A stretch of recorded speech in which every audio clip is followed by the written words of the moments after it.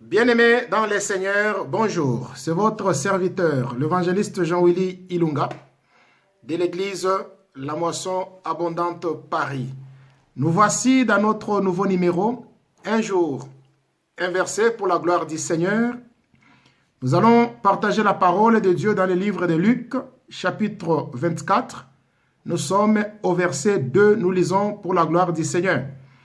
Ils trouvèrent que la pierre avait été roulée devant les sépulcres. Bien-aimés dans les Seigneurs, les femmes sont arrivées au tombeau de Jésus et ils ont trouvé la pierre enlevée. Oui, la pierre qui couvrait le tombeau de Jésus était enlevée. Qu'est-ce que ce passage nous enseigne, bien-aimés dans les Seigneurs? Nous devons comprendre une chose, que Jésus était enterré, mais l'ange de l'Éternel est venu enlever la pierre. Ça sera ainsi pour toi.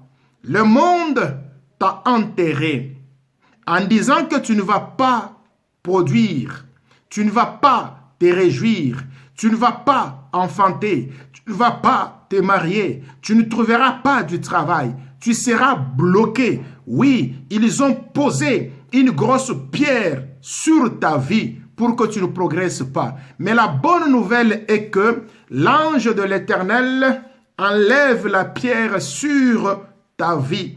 La pierre qui t'empêche de progresser sera enlevée. La pierre qui t'empêche d'enfanter sera enlevée. La pierre qui t'empêche de trouver du travail sera enlevée pour que tu puisses glorifier encore l'Éternel. Bien-aimé, je voulais juste t'exhorter.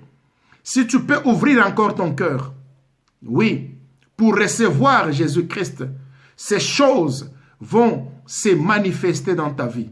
Oui, la pierre sera ôtée et tu seras dans la joie. Tu seras libre, libre de tout le mouvement.